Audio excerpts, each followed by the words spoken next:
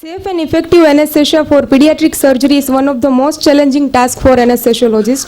To remain updated with current concept in a pediatric anesthesia management, we have organized the CME. I hope the CME will surely enhance your knowledge regarding pediatric anesthesia management. First topic is on anesthesiologist and karma. I would like to introduce our speaker, Dr. VRUSHALI PONDE, India. She is the Director of Children's Anesthesia Service, Mumbai. Ex-co-committee member and ex-secretary of Asian Society of Pediatric Anesthesiologists. She works as a regional anesthesiologist and pediatric anesthesiologist in various institutes of Mumbai. She has published 2 editions on manual USG-guided regional anesthesia in adult and children. She is a program leader of Children Anesthesia Services, ISA Pediatric Regional Anesthesia Fellowship, Mumbai. She is a course director of USG-guided regional anesthesia simulation-based course. She is a committee member of Asian Society of Pediatric Anesthesiologists. She is a reviewer of many journals. She has represented Indian perspective on regional anesthesia in various countries. She has done many national and international publications. She has organized international ASPA 2017 and national conferences. Her area of interest are pediatric and neonatal anesthesia, USC guided regional blocks in adults and children, chronic pain management in children. I invite Dr. VRUSHALI PONDE. Thank you, Kathy. Great job. Namaste. A very happy morning to all of you. A very joyous one. Indeed, I take it as a privilege to be here today. The weather outside is extremely pleasant, and I yet see almost 75% of the hall full, and I'm impressed. Yes. You know, all the lectures today, if you have gone through the brochure, all the lectures today were given to me, except the first one.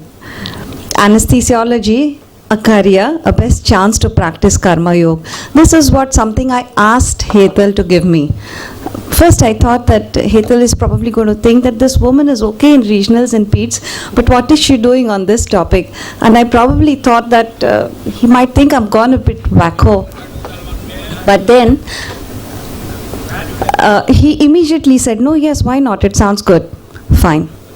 Then the thought came in my mind as to how will you perceive it? Will you think that what a start of the day, and would it not be boring, just too heavy? Then I thought, how would you think that this time has spent, the next 15 minutes to go? Then I kept thinking, how will you perceive? What would you like out of it? I'm getting a crash course. Yeah? So, but then something liberating dawned on me. I always say this when I take this topic. Look what I'm talking on. I'm talking on our way of working and Karmayoga. And the very principle here is not to worry about what comes forth. Just do what you want to do in the best way one could do.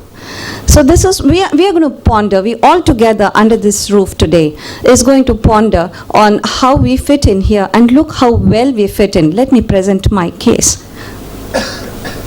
So this is what I felt after some time, and I continue speaking on this topic whenever I get a chance to. So how do we fit in? There was this very interesting case which was against an anesthesiologist which flooded the media a while ago, almost around 3-4 years back, where an anesthesiologist gave an anesthesia to a colonoscopy and was heavily charged, and the gastroenterologist also was heavily charged, simply not because of a mishap, simply because a conversation was just accidentally recorded on a smartphone, and the charge was extremely heavy. There were derogatory comments passed towards the patient as to, is he a mentally retarded person because he asked too many questions, he had too many ifs and buts, he did not trust people well there, but doesn't matter. But the only thing is, no mishap has ever happened, and he was charged just for a very strong, not so good comments. And the patient was an attorney, so he knew how to get his ways. Well, The court was very swift in passing one comment or judgment, and to whom was it directed to? There's no reason to express those opinions in a professional setting, the judge said. And he added that if you have nothing good to say, just keep your mouth shut. Sounds extremely well, makes total sense, but the scenario in which we are working, sometimes we might carry our mental impressions inside, sometimes our day may not be going well, but this is what can get installed with you, so be careful. Fine. So the anesthesiologist is all over in the media for doing something which he should not have done verbally. Well, anyways, yes, totally agreed. We should be minding what we talk. Now, after this, something more happened to anesthesiologists. The American Medical Association came out with ethics guidelines. What did they say? We as anesthesiologists are responsible for how many things? Physical safety. We are taught this. Psychological safety. Ankit is just going to talk about pre-medication. You'll understand what he means. Comfort, dignity of the patient. Now this is too much of a burden on our shoulders, let me tell you that. An anesthesiologist should monitor themselves. So monitor oneself is not an easy job, and monitor the colleague also from any disrespectful or abusive behavior. Imagine monitoring your surgeon for this or your colleagues for this. Needless to say, it's an extremely difficult job, but this is expected out of us. So, well, this job is as probably good or bad as the job that you're seeing on the screen. Now, another case in the media, Times of India, all right, main document. The case gets flooded all over. The hospital is extremely proud to have done this case. 11-month-old child, chronically ill for 3 to 4 days, 3 to 4 weeks rather, keeps on coughing, throws on temperatures, is not maintaining saturations, all possible investigations done, none of it is left, even CT shows nothing. Now then we go ahead do a thoracoscopy. The pediatricians are flummoxed, the radiologists are flummoxed, the surgeon is flummoxed, so it's more of a diagnostic, and then if at all, let's go to do something therapeutic. So the scopy is done. The mother has 2 kids, 2 years old and 11 months old. The 11-month-old is going to get operated. The anesthesiologist takes a beautiful preoperative visit, talks to the mother, understands her way of working. She's a working mother. The father is traveling all the time for work. So she has minimal help at home. So 2 small children, and she's already feeling extremely guilty for her child not so well for all this time. Then the anesthesiologist explains to her the mode of anesthesia, explains to her what post-operative pain relief is going to be like, explains to her every intervention that is going to get carried, does a thorough work that anesthesiologist could. And then what happens is the surgeon puts in the scope in the thorax and finds that there is a wheel running around all over in the thoracic cavity, takes it out, takes photographs, and then the hospital rejoices because they finally got a diagnosis. The kid is absolutely fine, goes home in some time. The radiologist is interviewed by TOI, and then who is interviewed? The surgeon is interviewed, the pediatrician is interviewed, the hospital directors are interviewed, everybody rejoices, puts it in papers. Has anybody remembered ever what the anesthesiologist was like? What did the anesthesiologist speak? An IJV taken with one of the best modalities available under the sun, immaculate site-specific thoracic epidural given for pain relief, pristine one-lung anesthesia given so that the surgeon can work wonderfully and see what he has to see. Does anybody remind? If the world forgot the very person who actually looked into what the mother is like, how the mother takes care of the 2-year-old when the 11 months old is all the time in the hospital, the world just forgot about it. Another case. Look at this one. 1.2 kilogram, great heading, 1.2 kilogram child, windpipe, my God, windpipe getting operated. How? Thoracoscopically, not an incision, just 2 holes. Somebody puts in a pipe and does the job. Fine. So, again, hospital rejoices, the surgeon is on the front page, the medical directors are fine, the NICU people are rejoicing, the media highlights them, they are so happy. Anybody understood the anesthesiologist here? Is the name or even the mention of the specialty here No, because it just doesn't strike them. They forgot the preoperative visit. They forgot for 5 long hours the anesthesiologist managed the physiology in an immaculate way so that the lung even doesn't come in contact with the scope, and the surgeon gets enough space to work, manages ventilation by hand for hours together so that they can work, they get a good feel, manage again pristinely the physiology of 1.2 kilogram. Who understands this? The media understands this? No. So you are just sometimes totally forgotten. So this is what our job is, isn't it? Let's agree to it. Okay? So now, after having done all this and felt and did feel a bit dejected because we all are humans, I came to this quote. What did this quote do? My grandfather once told me that there are 2 kinds of people, those who do the work and those who take the credit for it. He told me to try to be in the first group, there was less competition. Well, so yes, it's liberating to think like that. But I tell you something, whenever you come towards some negativity, I think the best thing that you can do with it is convert it into something extremely positive. And then what can you do is you can still become happy because that's your basic nature, and you can go to something so liberating, and this is what it is.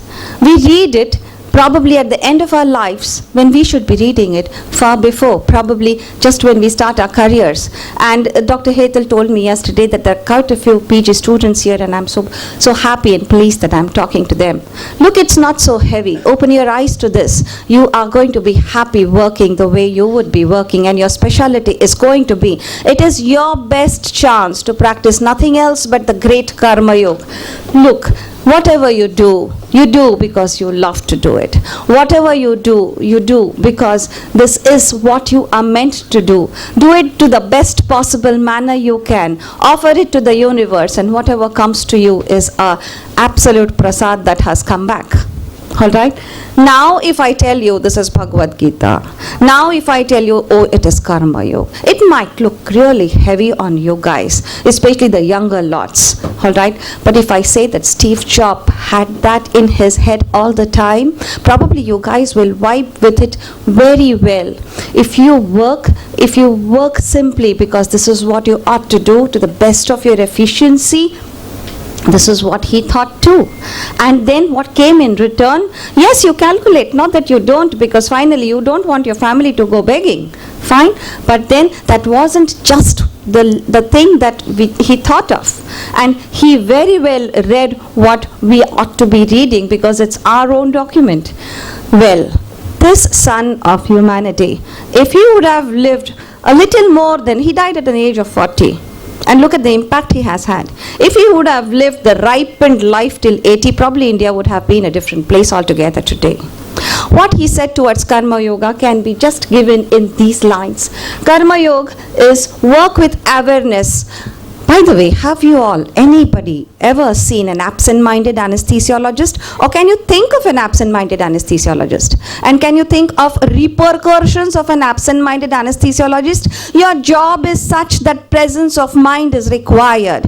If I was not in the present right now, and if I was absent-minded, I wouldn't have spoken to you what I am speaking right now.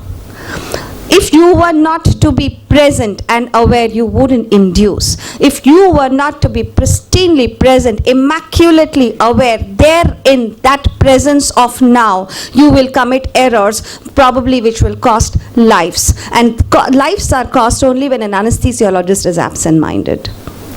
So you have a chance of being totally aware. We are not sitting in OPDs and prescribing medications. We are sitting in an operation theater and taking control of the entire physiology of a patient. So this is what, my friends, you are doing, especially the younger generation. Wake up to the responsibilities you have.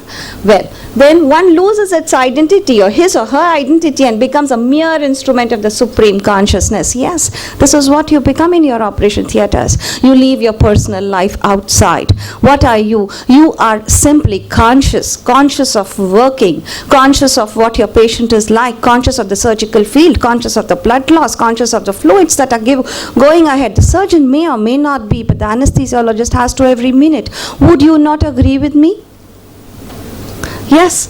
So individual become expert and efficient in her work. Please pardon me the gender bias. I didn't mean that. All right.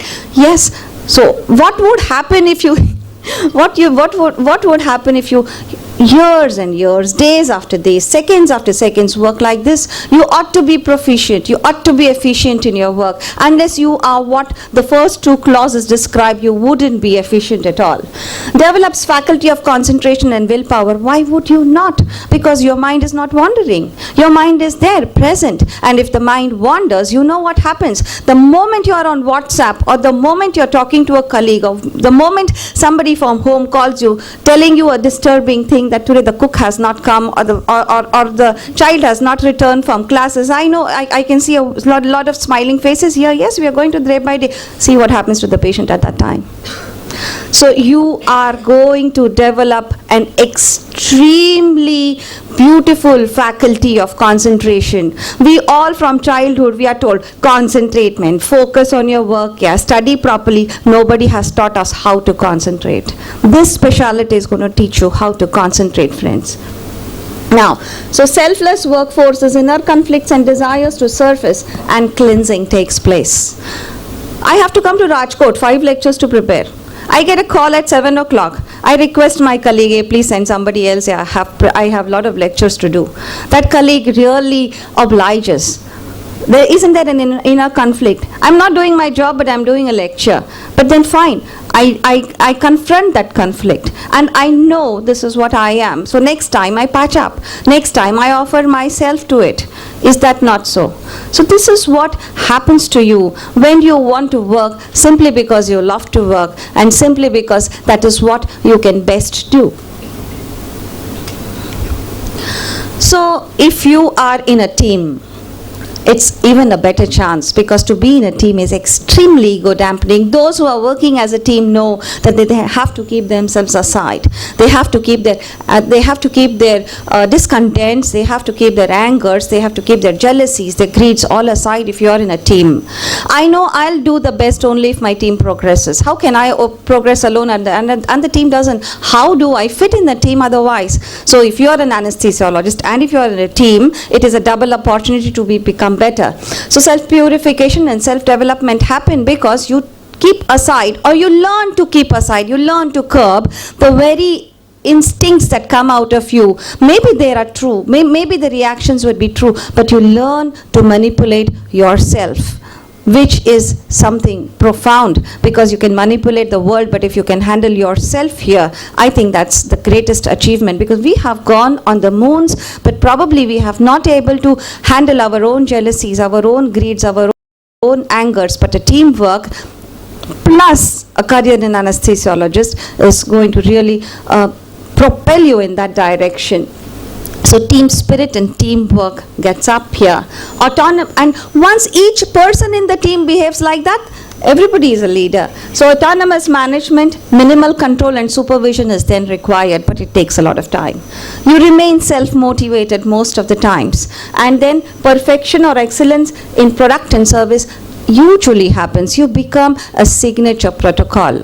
Everybody looks at you as an individual who is going to do well, and then as a team who is going to do well as well. So this is what Karmayoga is all about in anesthesiology, and I believe very firmly that this is our best chance to practice it.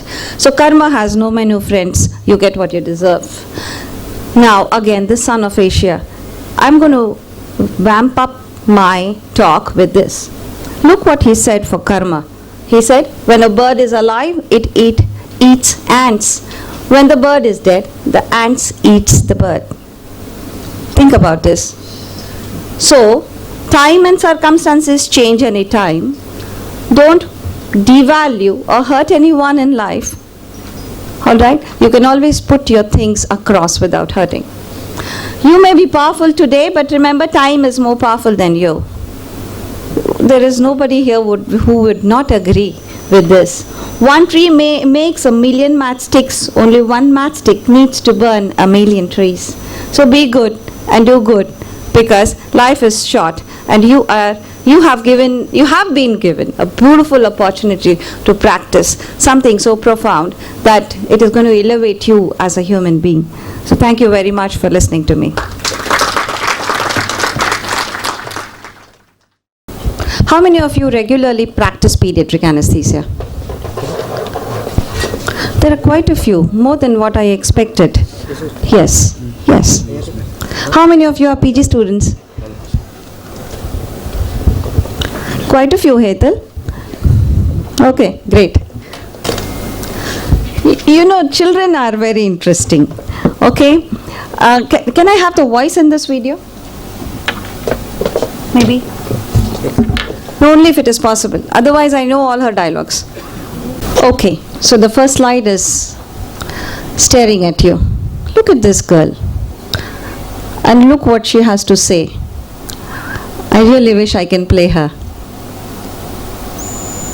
Can I? Can you hear? Can you increase the voice?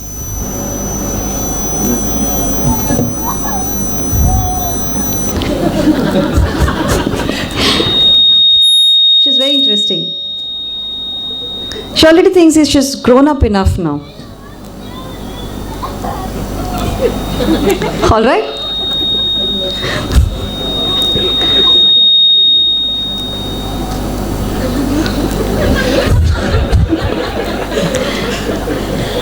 Okay. Welcome to children.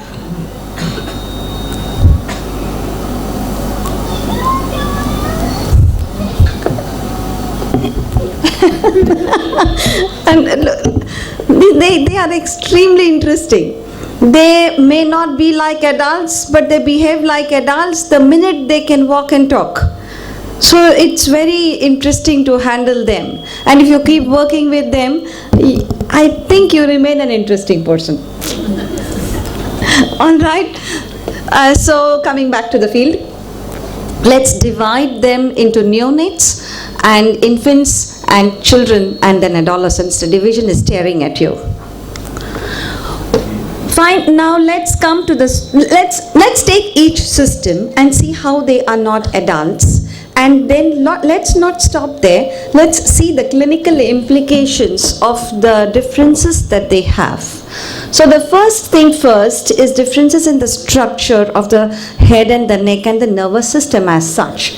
Now, what happens here in an adult versus the child is the head is a little heavy, the top is heavy, and then it is proportionately very big to the body. Can you just increase this, because I can't read my own slides, my dear. Can you please help me? I don't want to see all this. I don't need prompting. I'll talk anyways. Can I expand this, the whole thing? Because no, I don't want all this. I just want the slideshow. That's fine. I'm extremely sorry for the interruptions. So the top is very heavy, the head is larger than the body, and then the neck muscles are poorly developed, thin cranial bones, they're not well developed, they're neither fused, and then the skull expands until the age of 2 years. They're prone to brain injury and skull fractures once they fall. So this is the predominant difference between the skull. Then the head size is in an adult. The head size is proportionate to the body. The muscles are developed now, and they have a fair good amount of muscle tone, and they have a fair good amount of strength to maintain their head well. Excessive spinal mobility, immature muscles, joint capsules, ligaments. Basically here there is a lot of mobility. The compliance is far more. The stability is less. So well developed muscles and ligaments of the neck in an adult makes them less vulnerable than an infant or a small child.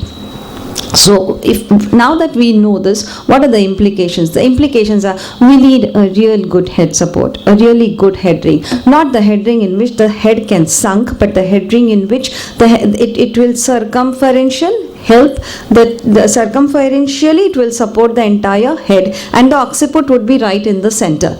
And then a gentle extension is given along again with the head ring if possible, so that everything is kind of well placed and well supported. So this is how you would keep the child. Okay, so and this is the gentle extension that is required. Fine, if you want to maintain, and look at the head ring. So this is what we need. Now, central nervous system, one more thing is the fontanelles are open till the age of 2. Now, how does this help us? Palpation of the fontanelle can be used to access the intracranial pressure and hydration. So if they're bulging, they're bulging, then there's something different. But if they are quite well felt and bouncy, then the hydration is good. The range of ICP is 0 to 6 in infants and 13 to 15 in adults. So this is what the clinically helpful knowledge out of this is. Now coming to CSF, the formation and circulation is far more faster than adults. So circulation is 500 ml per day and the total volume is 150 ml. Now that we've learnt it, what is the implication? Implication is short duration of spinal anesthesia. Hence, we really do not favor a lot of spinals in children. We at Children's Anesthesia Services, we really go to the epidurals because they last longer. Typically for this reason, auto-regulation is not well developed. In the sense, if there is an awake laryngoscopy done, or if painful stimulus, and if there is an increase in blood pressure, then there are good chances of intracranial hemorrhage. So watch out, and please do not change the milieu of blood pressures too rapidly, as at least by anesthesia. Now coming to the spinal cord, look into this.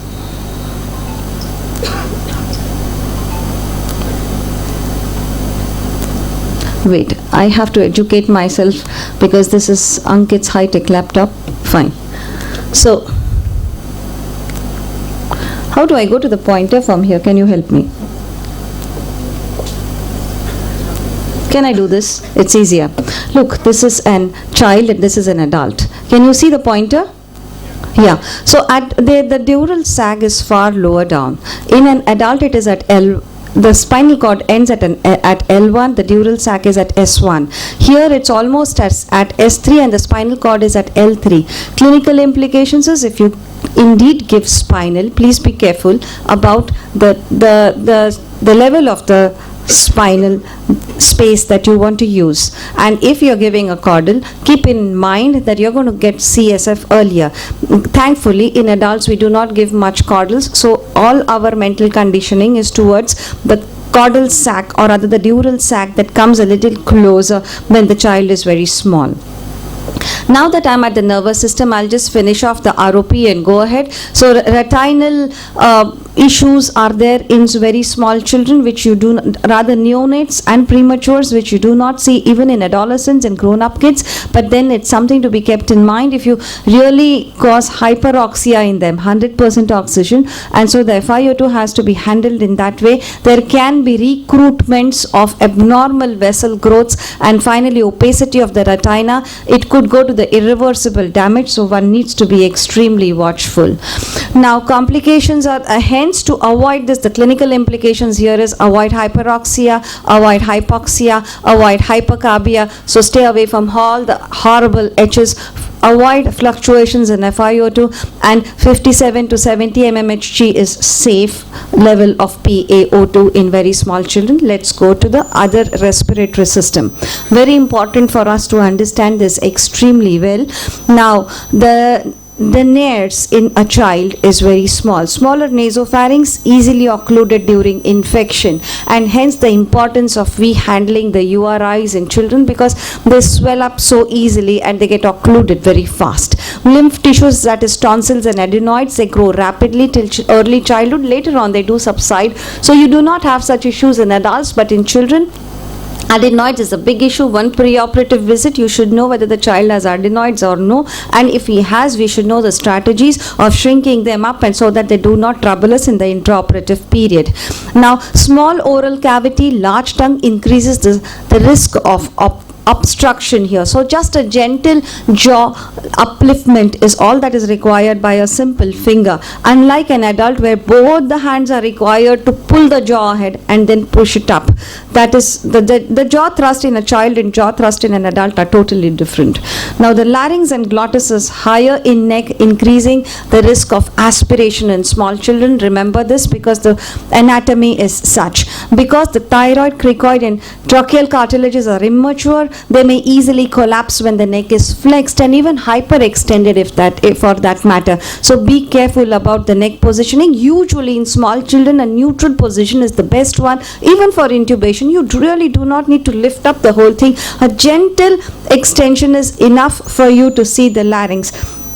Because fewer muscles are functioning in the airway, it is less able to compensate for edema, spasm and trauma. So the tracheal tube is extremely important. Slightly bigger tracheal tube can cause edema very easily in the postoperative period. So the person who was breathing very well might land up in a spasm later on while you have left and the edema sets in. So choose the tube correctly, never push a higher size tube. And a lower size tube might have equal repercussions because one size small can change the airway turbulence in the trachea a lot. A large amount of soft tissue and probably loosely anchored mucous membrane lining the airway increases the risk of edema and obstruction. So everything is towards a negativity or in a child. But remember, if you know the clinical implications of everything that we have just discussed, you'll be very easily able to help it. So they are usually said to be nose breathers, and at the same time their nares are small and they can go into edema very soon. But are they really so? Have a look at this fellow. He has a bit of URTI and then he is in prone position as well. Just going on under a caudal, epidural. You've seen the catheter there. Okay, and I can't see an ETCO2 with the ETCO2 monitor right next to his nose. Look, the sample is getting collected but the ETCO2 is not seeing. You put it near his mouth and see what he does. You'll get your ETCO2 now. So they are different.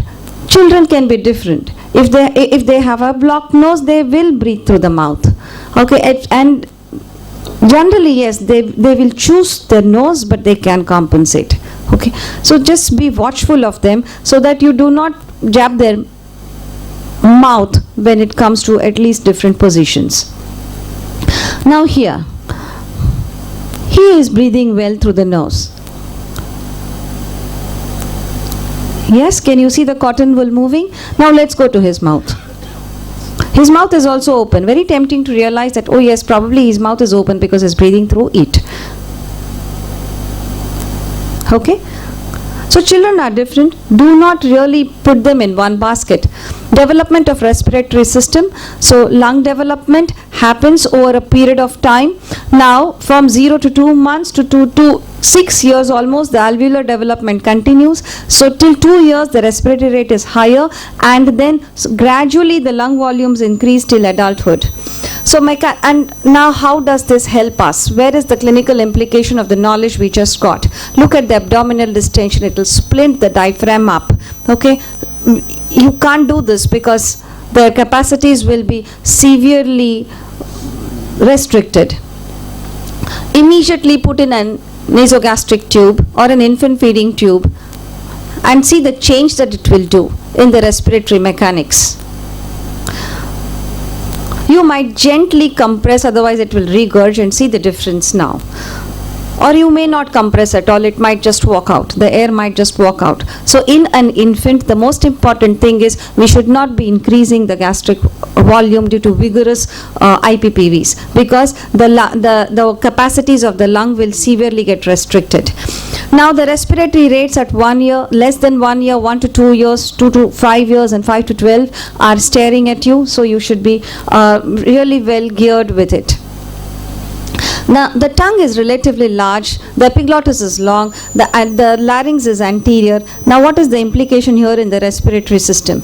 Look, this is how it will show yourself up. This is the epiglottis here, and all that you need is a gentle push for you to see the cords. And if you do not, then just put your my hands are small, but in bigger hands, just put your little finger here, or then gently ask somebody to push the larynx in your view, rather than lifting the whole thing. Now, calculations of the endotracheal tube. Little size of the finger is good. Over a period of time, you know that over 1 year it is 4 to 4.5. A term child is 3 to 3.5. A preterm is 3, at the most 2.5. We rarely put 2.5 tubes. Usually 3 is enough, and 3.5 for a term baby. And then for a very wide range, it is 4 to 4.5. Okay, and the formulas are staring at you again, but in daily practice I've hardly calculated it by formulas. The length of the tube also matters. Again, you know, while you're inducing a neonate, and if you have put in a tube, and if you're a new pediatric anesthesiologist, you are just so happy that you could put in a tube, that you put in a far more length of tube than what is required.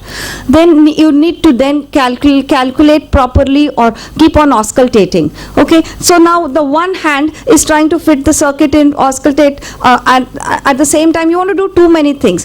So for a neonate, come at least till 9 or 10. Mark on the endotracheal tube, then auscultate both the sides and fine tune in accordance to then what you have auscultated. You need not do too many things at the same time, or then very easily calculated the way I have shown here. Now the internal diameters and the length of oral tubes is what you should know. The formulas are staring at you. Let's come to the circulatory system. Now this woman is going to tell you all about it. Increase. She's describing a fetal heart. Now I want to be very sure that you hear this. आवाज बड़ा कीजिए. Now please give me a feedback, otherwise I will keep on giving a commentary.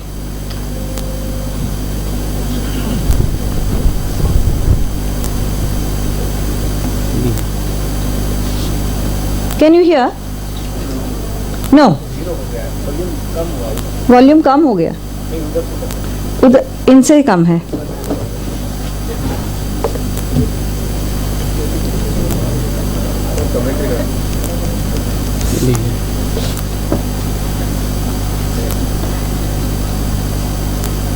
नहीं आएगा. Okay.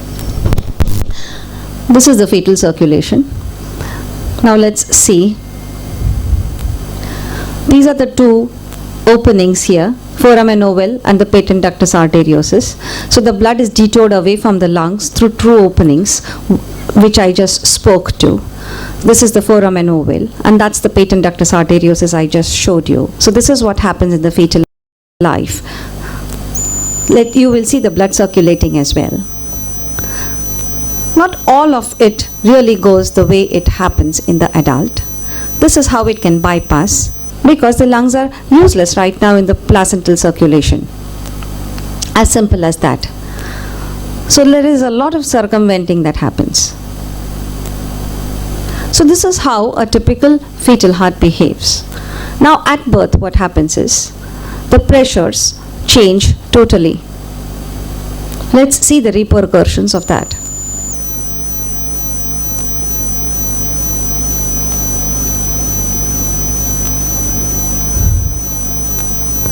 The foramen ovale now closes. I'm waiting for it to close. Okay, it has to close because the pressures increase. And then the adult circulation takes over from here. Finally it has closed. Okay, so these transitions happen. But if you again go to the horrible H's of hypoxia and hypocarbia, you are going to get back the fetal circulation in a neonatal period. So be watchful. And how fascinating it is that from a simple mere tube, you get something so beautiful as heart. So avoid hypoxia, acidosis in neonatal age group, otherwise you'll get the fetal circulation activated. Cyst here, clinical implication again, is myocardium is less contractile. The This limits the size of the stroke volume. Cardiac output is therefore rate dependent, and the infant behaves as if he has a fixed cardiac output state, remember. Bradycardia is associated with reduced cardiac output. So bradycardia associated with hypoxia should be treated with oxygen very promptly, and that is in fact a bigger problem with the cardiac arrests in neonates as well. They hardly have any real cardiac issues. It is always hypoxia that causes cardiac arrests. Clinical implication is external cardiac compressions will be required in a neonate at even 60 beats per minute or less. So in a neonate, don't wait for a flat line. You get 60 heart rate, start the cardiac massage. So these are the average range of the systolic blood pressures and the heart rates for age. Please note that. So by 14 years we gradually come up till the adults. Now fetal HP, it is very adamant in not leaving the oxygen. So this is how fetal HP are. They have a greater affinity for oxygen, and that because it has to compete with oxygen in the mother's circulation at that time.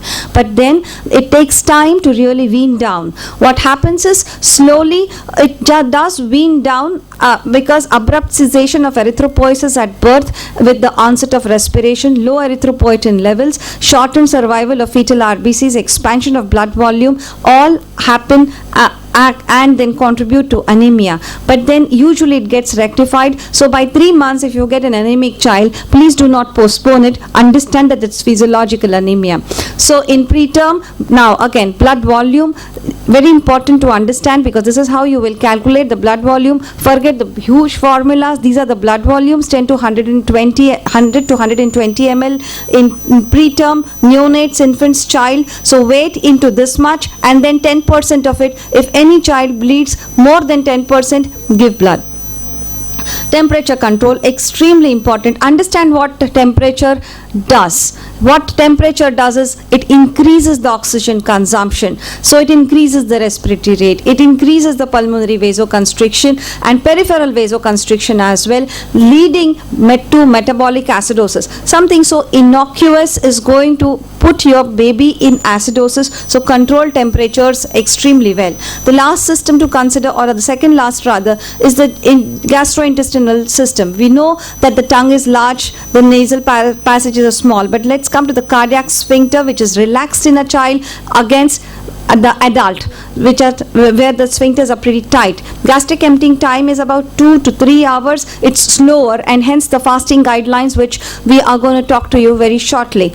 Then food passes very rapidly to infants, so we do not fast them very much. We keep giving them sugar water till at least 2 hours. And liver is 4% of the total body mass and occupies more space in the abdominal cavity. Again, please understand, we need not then bloat up the stomachs, because that is going to really jeopardize the diaphragm. Coming to kidney, it begins functioning in the first week of gestation, completed by the end of first year after birth. Excretion is lesser than adults, and by age of 6 to 12 months, filtration and absorption is nearly like adult. 12 months, note, what is the clinical implication? Please do not use NSAIDs here. Go to regionals and paracetamols as much as possible. After 1 year, go easy with NSAIDs. So this is what the milieu in a child or a infant is. And these are the differences in adults and children. After having understood the difference, the clinical implications of it. So this is what I wanted to convey to you. Thank you very much.